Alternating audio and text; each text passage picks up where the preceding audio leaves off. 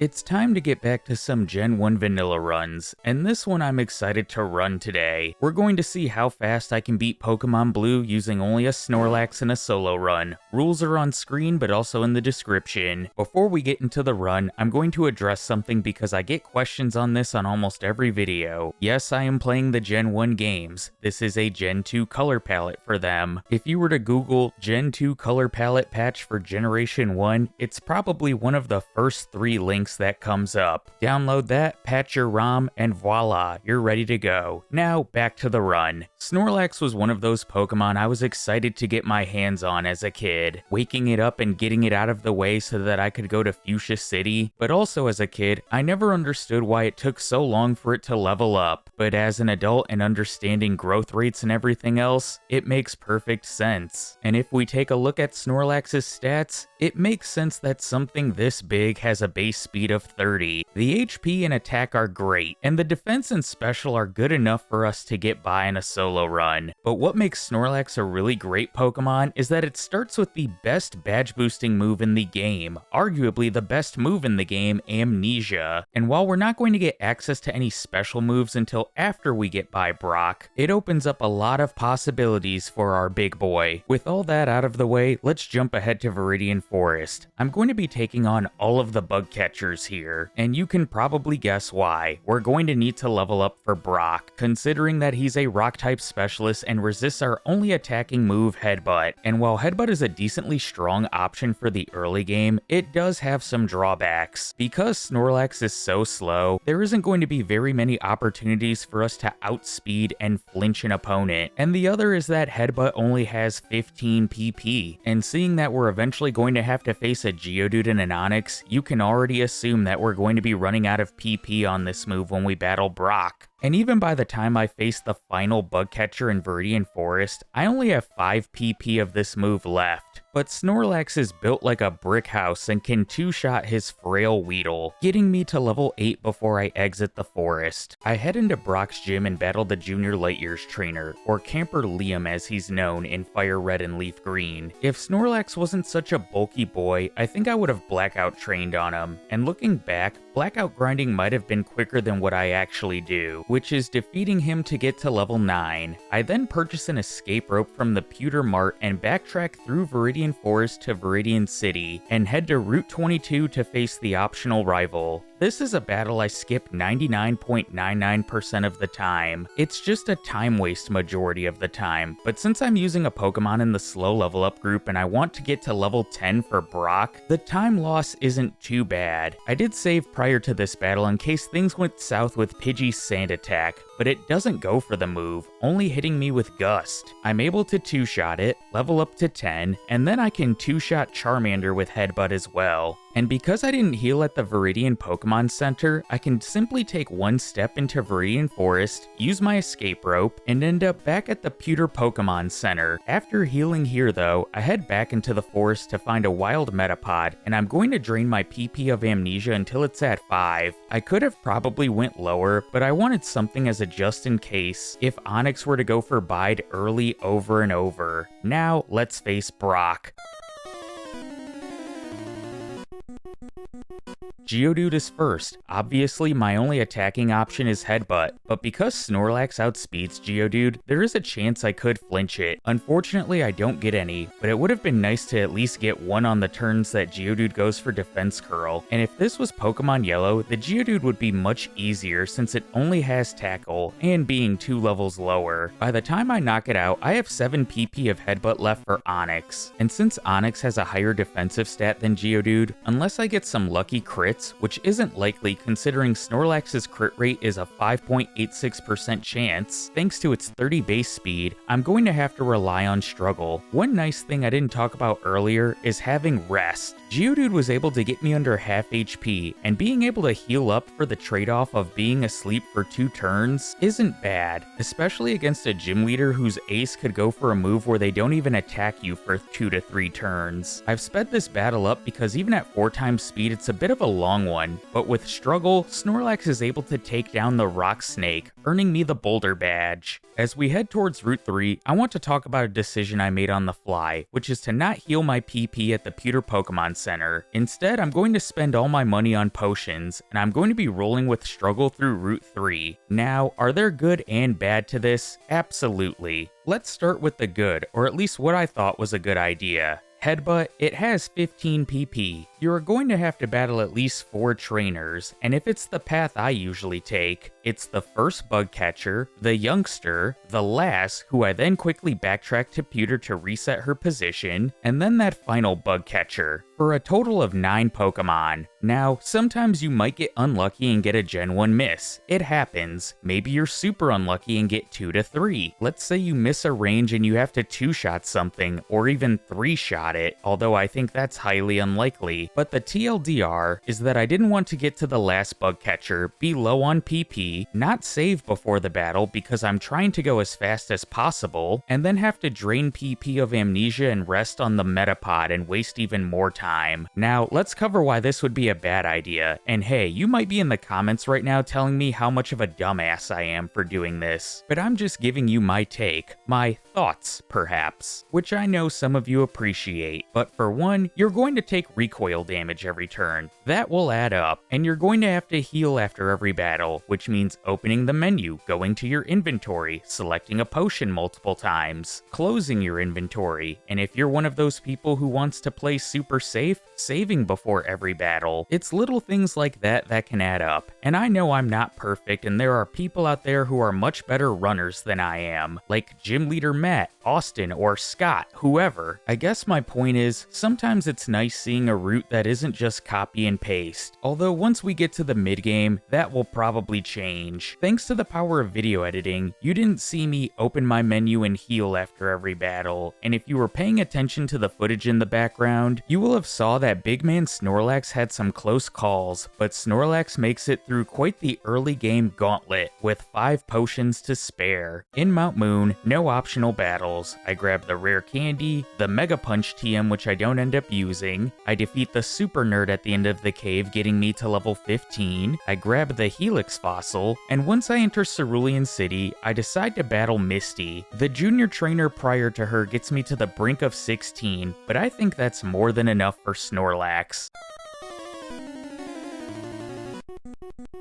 Staryu is first. I do set up an Amnesia turn 1 just to help mitigate some damage from Misty's Starmie, and you might have noticed I have Bite on my learn set now and might be thinking, why would I want to do that? And it's because her Ace is faster and I don't want it knocking me out before I have the chance to unleash energy. 2 Headbutts takes down her lead Starfish as I level up to 16 and her Ace Starmie comes out. Turn 1 we get Water Gun as I go for Bide. Turn 2, a critical hit tackle. Turn 3, an additional tackle, and on the final turn of Bide, we get an X defend. Bide unleashes energy, obliterating her Ace. Snorlax levels up to 17 as I earn the second badge. The real prize is the TM for Bubble Beam, which I can combo with Amnesia in this early game if needed. I don't have a use for Bide anymore, so I delete it for this move. Rival 2 is next, and I get lucky in this battle with Pidgeotto failing its first use of Sand Attack, and the annoying bird doesn't go for this move again, instead choosing Gust, as Headbutt 2-shots it. Against Abra, I take a turn to set up Amnesia, just to guarantee that Bubble Beam will one-shot the rival's Charmander, and there's not much else to say from here. I get 3 one-shots and win the battle. Nugget Bridge doesn't provide a challenge to Snorlax. The only thing I'll say is that only having 35 PP between my 2 attacking moves would normally be enough to get through everything, especially when you have a badge boosting move like Amnesia to boost the power of Bubble Beam, but taking a turn to set up every battle just wastes time in the end. And I do end up taking on the hiker that guards the hidden elixir because after getting through the 5 trainers and Rocket Grunt, I only have 3 PP of Headbutt left and 14 in Bubble Beam. And with 2 grass types lurking before Bill's house, I'd rather have the normal move to use on the annoying Oddishes. And speaking of normal moves, we can jump ahead to the SSN. I made the decision to grab Body Slam. Snorlax does TMs learn this move at level 35, and you could save some time skipping this TM. It has the same PP as Headbutt with the upside of paralysis and more base power, and me, I like those upsides, so I grabbed it. I do skip the Gentleman Candy, and we can just jump right into the battle against Rival 3. The good thing about replacing Headbutt is that the PP was getting low, and I get full PP in Body Slam, but unfortunately Pidgeotto immediately goes for Sand Attack, and I miss. And I missed 2 more times on top of that before taking out the annoying bird. Fortunately for me, my luck is pretty good in this battle. I only miss 1 more Body Slam on the final Charmeleon. Snorlax at the end of the day gets 4 one-shots when it's able to connect. No intro for Surge this week as the Body Slam show continues, one-shotting Voltorb and Pikachu. And while Raichu does fire off a Thunderbolt and tank a Body Slam, it paralyzes the electric rodent, allowing Snorlax to move first, knocking it out and winning us the Thunder Badge. As I show the battles against the Pokemaniacs in Rock Tunnel, I want to talk about something, which is I'm not teaching Thunderbolt just yet. With the mid-game approaching, Snorlax is going to get access to a plethora of TMs. Ice Beam, Rock Slide, Psychic, Mega Punch or Kick if that's how you roll. I could go on, and I don't want to lock myself into 4-move syndrome. I had a soft plan going into this run and changed some things on the fly. I could have easily deleted Rest for Thunderbolt here, but all in all, I think it amounted to a good run for our big boy. I do end up teaching Thunderbolt to him later, but it would have really helped against the Slowpokes for now. Once I arrive in Celadon though, I buy my Super Repels and head to the top floor to get the TMs for Ice Beam and Rock Slide from the little girl. I get Tri Attack as well, but I'm just going to sell that off. Next, I head down a floor and buy 2 Calciums to help boost our special stats since it's going to be our main attacking source for the late game.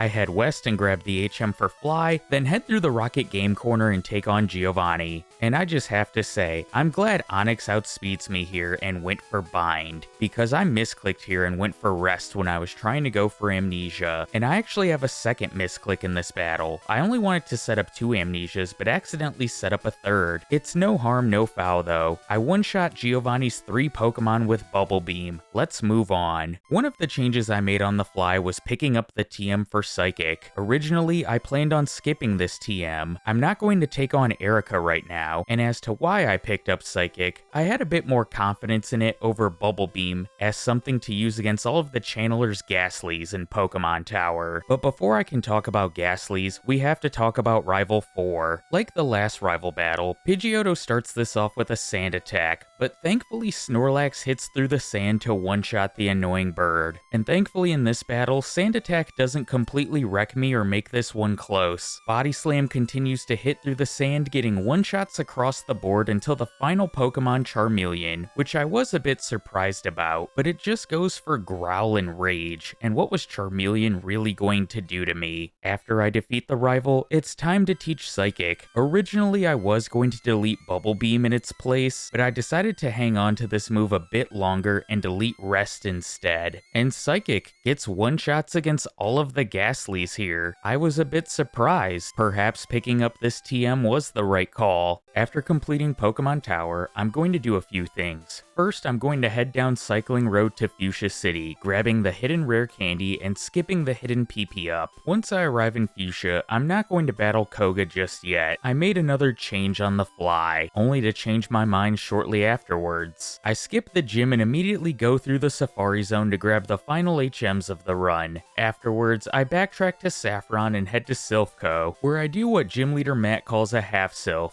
Today, it's heading to the 10th floor, grabbing the Carbos, the rare candy, and the TM for Earthquake. Afterwards, I dig out of Silph and head back to Koga's gym. I originally grabbed Earthquake for Koga, but made the decision to just roll with Amnesia and Psychic since it's already on my learn set. And well, there's only one way to find out if that was the right choice. Even though I'm underleveled for this fight, I do outspeed Koga's 2 Coughings, but having to set up with Amnesia has its disadvantages. One being that Koga's Coughings could lower my accuracy with Smokescreen, which the first does here. His Pokemon could also poison me, putting me on a timer for the battle. Muck could use Minimize to boost its evasion or use Disable and disable Psychic. It disables Body Slam in this instance though, but when Psychic does hit, I have one-shots as you can see. The problem is actually hitting. That one smoke screen wrecked me, and by the time I make it to wheezing, I have 2 uses of the move left. I miss my first as Koga uses an X attack, and I don't even get my last use of the move off, because wheezing goes for self-destruct, giving Snorlax its first reset of the run. I make it back to wheezing in the next battle, again at -1 accuracy, but with a lot more HP. This time, wheezing chooses to blow up right away, which Snorlax tanks with 52 HP remaining, earning us the soul badge. While I could have backtracked to Erika now, I'm going to save her for after Sabrina. Instead, it's back to Silph to progress the story and take on Rival 5. I taught Snorlax Thunderbolt before this battle. It gives me super effective damage against 3 of his 5 Pokemon. Unfortunately, Pidgeot does hit me with a sand attack, but Snorlax doesn't care. After 2 uses of Amnesia, I hit through the sand to one-shot the bird. I have to 2-shot Execute with Body Slam, and it puts me on a timer with Leech Seed. But again, Snorlax doesn't care. Thunderbolt hits one-shotting Gyarados, Body Slam connects one-shotting Alakazam, and last is Charizard, and it throws the battle going for Rage immediately. While I do miss my first 2 uses of Thunderbolt, my third connects, winning me the battle. Giovanni, simple, setup and sweep. I don't need to say any more. Let's take on Sabrina.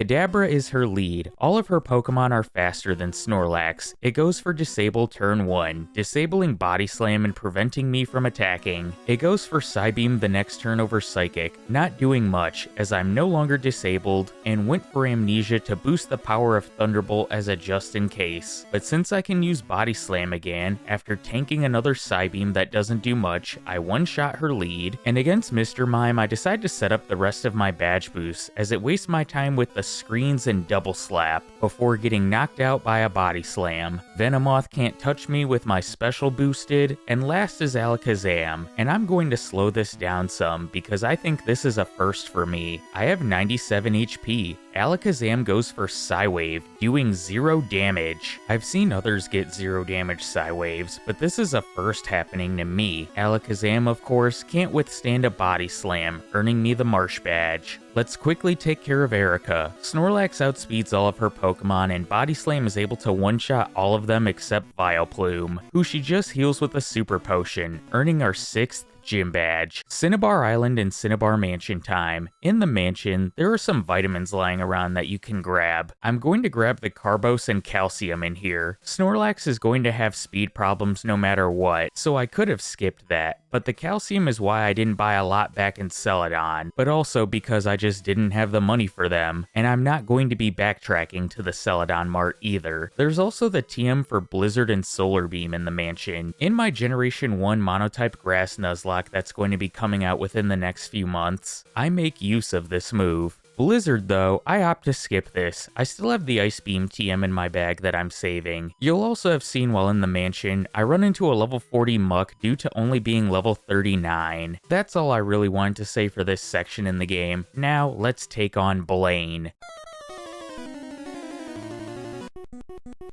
Blaine's lead is Growlithe. It just goes for agility 3 times, allowing me to fully set up with Amnesia. Blaine then uses a super potion on his full health puppy as Thunderbolt doesn't one-shot it thanks to a crit. Growlithe's following Ember does pathetic damage since my special is maxed out and I take it out. Ponyta and Rapidash do worry me some. Both outspeed and have Fire Spin to trap me and could take me out slowly with this move. Both also have Stomp, which could flinch me over and over. Ponyta chooses neither of these moves, going for Growl as Thunderbolt one-shots it, but Rapidash flinches me 2 times in a row with Stomp, even getting a critical hit with one of them. Its third, however, doesn't flinch me, as Thunderbolt one-shots it, bringing us to Arcanine. Blaine immediately goes for Fire Blast, which thanks to my special being at +6, does pathetic damage, but it burns me. Burn thankfully doesn't cut my special stat though, but Thunderbolt leaves the legendary Pokemon on low red health. Arcanine goes for a second Fire Blast, which thankfully doesn't crit, and Snorlax finishes it to earn the Volcano badge. Let's jump right to Giovanni. I've taught Ice Beam over Psychic for this battle, set up with Amnesia and Sweep.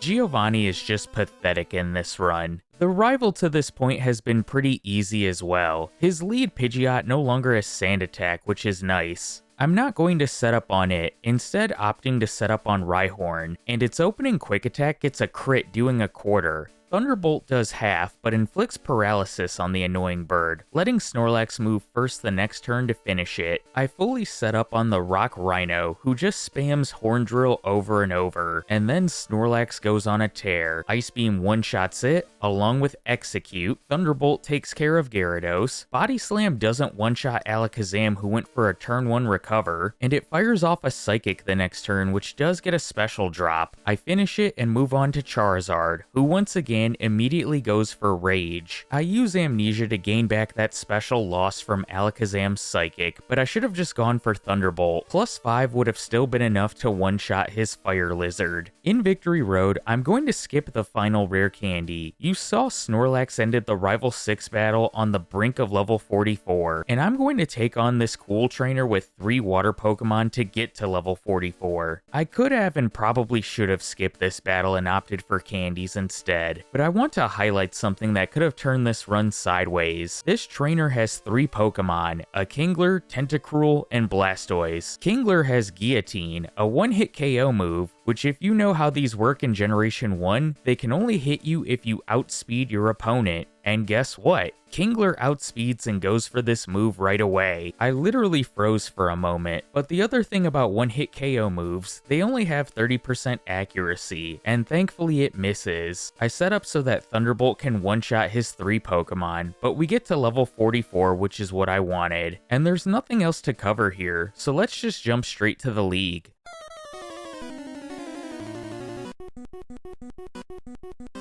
Lorelei is first, and I'm coming into this battle at level 44. No candies just yet. I want to set up fully on Dugong and Sweep. It goes for Takedown, Growl, and then Rest as I set up. Thunderbolt then one-shots it, Cloyster, Slowbro, but not Jinx, who also outspeeds Snorlax and gets a critical hit 5-turn double slap. How annoying. Lorelei just uses a super potion on the next turn and I finish it off moving on to her ace Lapras. It's also faster and goes for Body Slam, which can't paralyze me thanks to the jank code of Generation 1. Thunderbolt gets the one-shot and we're moving on. Bruno is next and this is the spot to use candies, but I'm not going to just yet. I wanted to see if I could get by him without them. I set up fully on his first Onix and expected to just go on a tear with Ice Beam. While I do one-shot both Onix and Hitmonchan, both were faster than me, and Hitmonlee is as well. It goes for Jump Kick, which connects and takes Snorlax out for the second reset of the run. In the next battle, I get frozen by Hitmonchan's Ice Punch. I couldn't believe it. 2 losses to Bruno. I use candies prior to the next battle to go from levels 46 to 50 above 2 damage rounding thresholds. With full setup, I outspeed the first Onix and Hitmonchan, but not the Hitmonlee. But in this battle, it just goes for Mega Kick. And since the Hitmons have garbage special in Generation 1, they have great special defense in Gen 2 onward, Thunderbolt easily one-shots. I outspeed the rest of Bruno's Pokemon and they're easy to clean up. Before taking on Agatha, I'm going to teach Earthquake to Snorlax in the place of Body Slam so I have super effective damage against her ghosts. And this battle is awful. I don't make it by her first Gengar in this first battle. I get put to sleep immediately, get hit by Dream Eater twice, the second of which crits, and then confused as Snorlax stays snoozing. As soon as I see the text start to print that it used Dream Eater, I reset. More of the same happens in the second battle, but I actually knock out a Pokemon this time thanks to her swapping to Golbat. However, when Gengar comes back out, instead of just going on the offensive, I try to set up.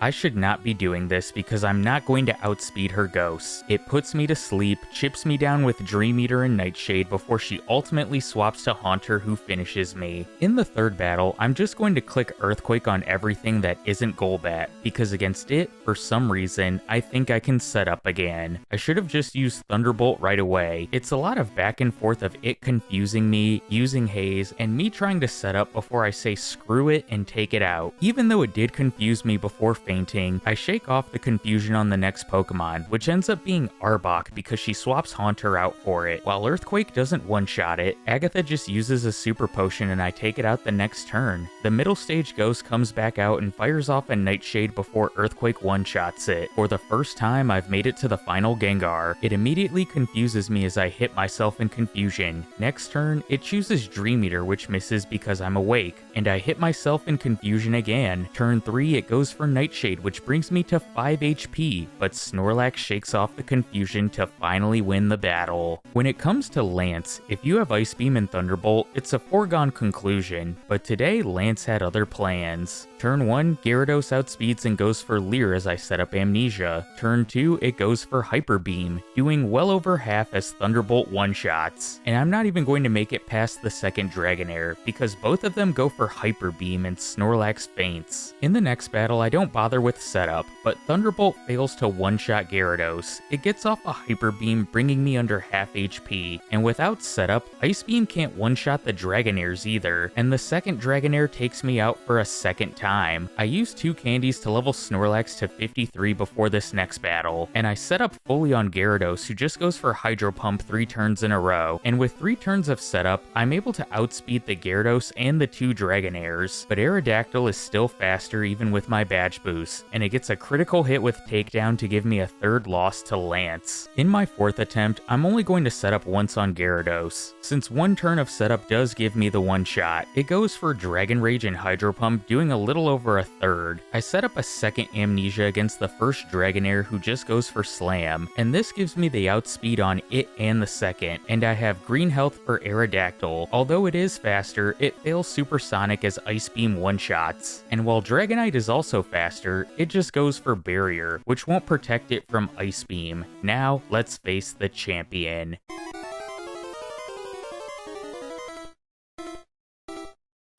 Pidgeot is first, and its opening wing attack does pathetic damage as I set up 1 Amnesia. It goes for Sky Attack the following turn, but Thunderbolt can take it out. Moving on to Alakazam. It's faster and goes for Psychic, which doesn't crit or get a special drop, but Earthquake fails to one-hit the frail Psychic type. This allows it to get off another attack, Psybeam in this case, which also doesn't crit or confuse me, and I can finish off the Spoon Man. Against Rhydon, I'm going to finish my setup, and it aids me some in my setup thanks to a Tail Whip. And despite being at half HP, I think I've got this from here. Ice Beam one-shots both Rhydon and Exeggutor. I'm faster than Gyarados and Thunderbolt one-shots it, but I level up going into Charizard. But unless it crits, I'm good. It doesn't go for a first turn Rage again, this time choosing Fire Blast, which tickles Snorlax. And Thunderbolt connects, one-shotting and finishing the run. For my real-time people out there, Snorlax finishes with a real-time of 45 minutes and 17 seconds.